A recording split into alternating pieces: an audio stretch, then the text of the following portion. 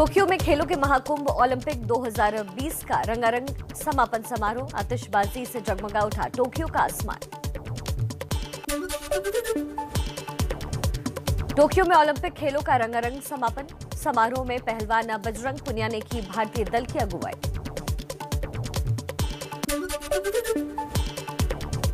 Olympic विजेता नीरज चोपड़ा, बजरंग पुनिया और hockey team आज शाम 5 बजे स्वदेश लौटेगी। दिल्ली के मेजर ध्यानचंद स्टेडियम में सम्मान समारोह होगा। पीएम मोदी भी वीडियो कॉन्फ्रेंसिंग के जरिए हो सकते हैं शामिल।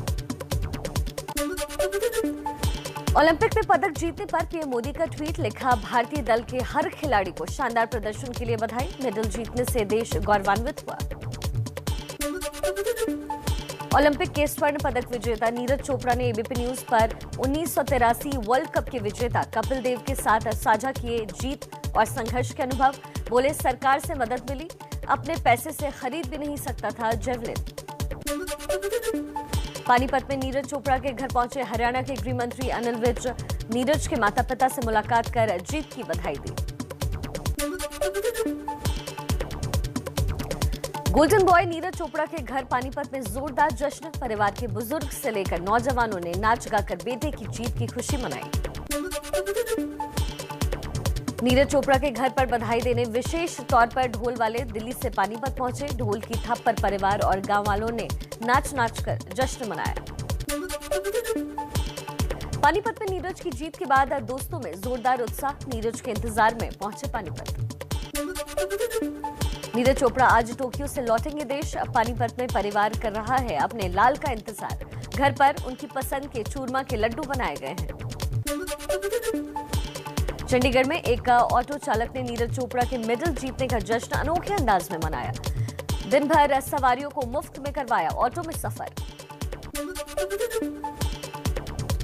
एबीपी न्यूज पर बोले कानून मंत्री किरण रिजिजू, टोक्यो ओलंपिक में भारत की बड़ी उपलब्धि। मिल्खा जी का गोल्ड का सपना पूरा हुआ। कहा, गोल्ड मेडल की तुलना नहीं की जा सकती। हिमाचल प्रदेश के सीएम जयराम ठाकुर का ओलंपिक पदक विजेताओं को हिमाचल आने का न्योता। एचपीटीडीसी करेगा 3 दिनों तक पदक विजेताओं की मेजबानी। उत्तर प्रदेश के अमरोहा में एक कलाकार ने नीरज की तस्वीर बनाकर जताई खुशी। कलाकार ने नीरज चोपड़ा की 6 फीट की तस्वीर बनाई। कर्नाटक के शिवमोगा में भी नीरज चोपड़ा की जीत का जश्न। युवा कांग्रेस के कार्यकर्ताओं ने जश्न मनाया। टोक्यो ओलंपिक में भारतीय खिलाड़ियों के पदक जीतने का असर हरियाणा के गांवों में भी अब दिखने लगा। खेलों में रुचि रखने वाले 40 से 50 बच्चों के सिरसा के कई स्पोर्ट्स एकेडमी में रोज आ रहे हैं। महिला हॉकी टीम की खिलाड़ी वंदना कटारिया होंगी उत्तराखंड में महिला सशक्तिकरण और बाल विकास विभाग की brand ambassador. CM Pushkar Singh Dhami ने किया ऐलान। टोक्यो ओलंपिक से घर पहुंचते ही एथलीट धनलक्ष्मी को मिली बहन के निधन की दुख भरी खबर। फूट-फूट कर रोने लग गई। पीएम मोदी आज शाम 5:30 बजे संयुक्त राष्ट्र सुरक्षा परिषद की वर्चुअल डिबेट की अध्यक्षता करेंगे। समुद्री सुरक्षा पर होगी चर्चा। इस बैठक की अध्यक्षता करने वाले भारत के पहले पीएम होंगे मोदी। पीएम मोदी आज किसान सम्मान निधि की अगली किस्त जारी करेंगे। 9 करोड़ 75 लाख से ज्यादा किसानों के खाते में 19,500 करोड़ रुपए भेजे जाएंगे। संसद के मानसून सत्र का आखिरी हफ्ता आज से हुआ शुरू। पेगासस से जासूसी कांड, कृषि कानून को लेकर विपक्ष के हंगामे के आसार। लोकसभा और राज्यसभा के विपक्ष के सांसदों की सुबह 10 बजे संसद भवन में बड़ी बैठक। आगे की रणनीति पर हो सकती है चर्चा। पेगासस मुद्दे पर कांग्रेस नेता शशि थरूर का बयान। कहा, बीजेपी नहीं चाहती इस मामले पर चर्चा हो। 28 जुलाई को आईटी समिति की बैठक को बीजेपी नेताओं ने बाधित किया। कांग्रेस ने पेगासस जासूसी कांड और किसानों के मुद्दे पर वीडियो जारी किया। कहा, सरकार हमारी सुने। दिल्ली कैंट मामले पर कांग्रेस का बीजेपी पर निशाना। कहा, प्रधानमंत्री आवास से सिर्फ 24 किलोमीटर दूर पूरी घटना हुई। पीएम मोदी और गृह मंत्री ने अब तक एक शब्द भी नहीं बोला।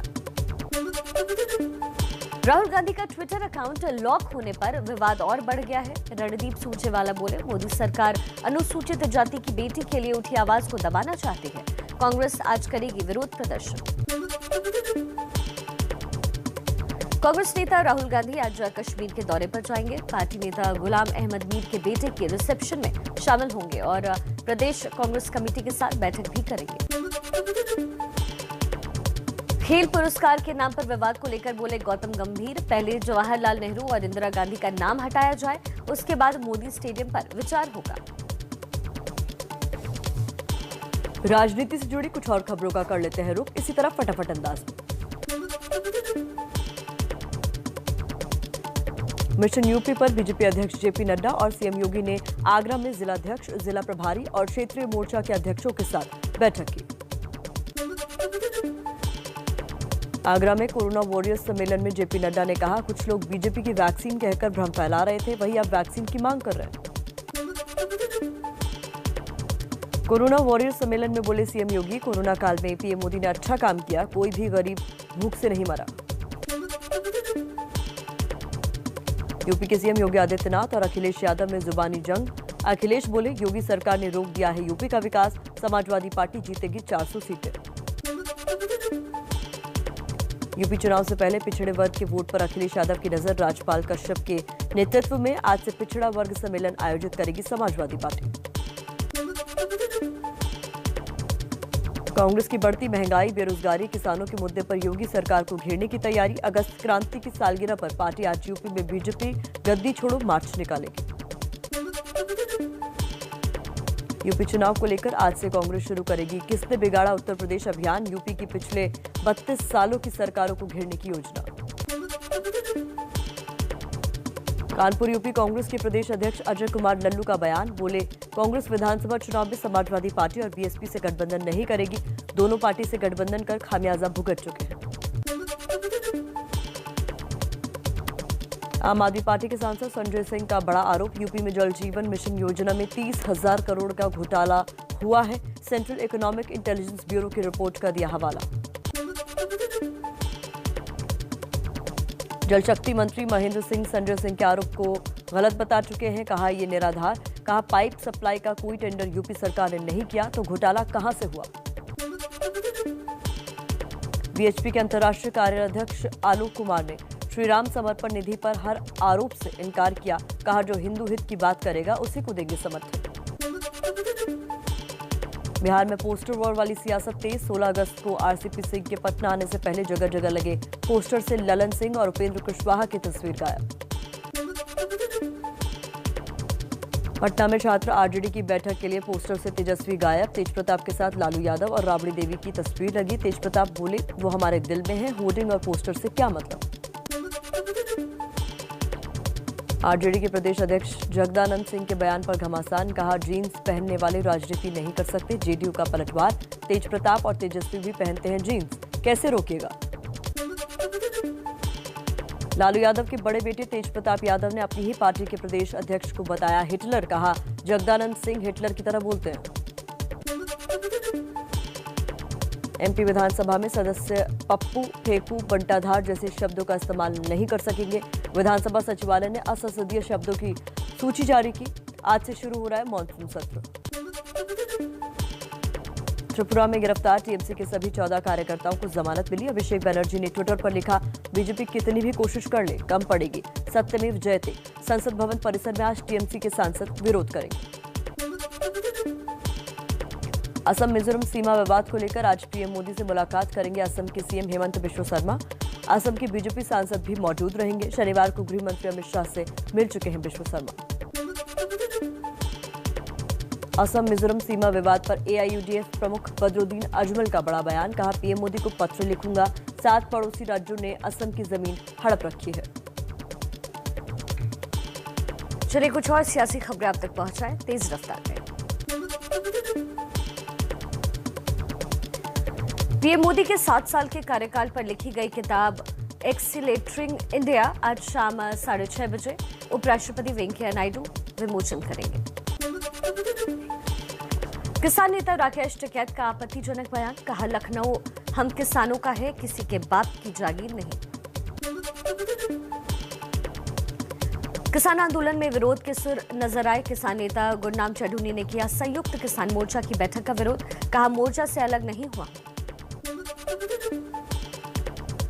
देवस्थानम बोर्ड के विरोध में केदारनाथ के तीर्थ पुरोहितों ने बीजेपी की प्राथमिक सदस्यता से इस्तीफा दिया। 1 सितंबर को जिला मुख्यालय में करेंगे प्रदर्शन। सीबीआई ने महाराष्ट्र सरकार से पुणे सतारा होटल की जांच की इजाजत मांगी। अंबानी की रिलायंस इंफ्रास्ट्रक्चर पर नियमों को ताक पर रखकर अवैध टोल वसूलने का आरोप लगा। अभी नहीं टला है कोरोना का खतरा। एक दिन में कोरोना के 39,070 नए मरीज मिले। 491 लोगों की मौत भी हुई।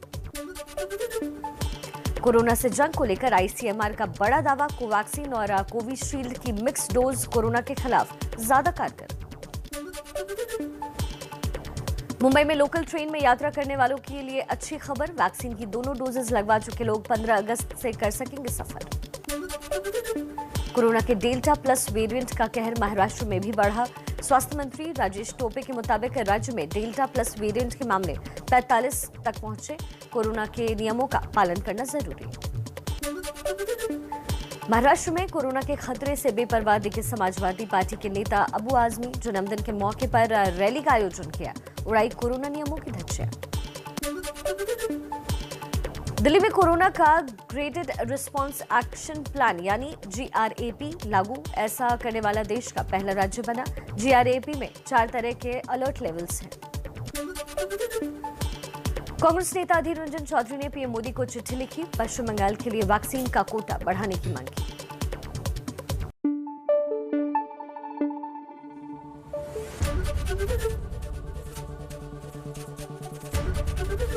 ABP न्यूज आपको रखे आगे।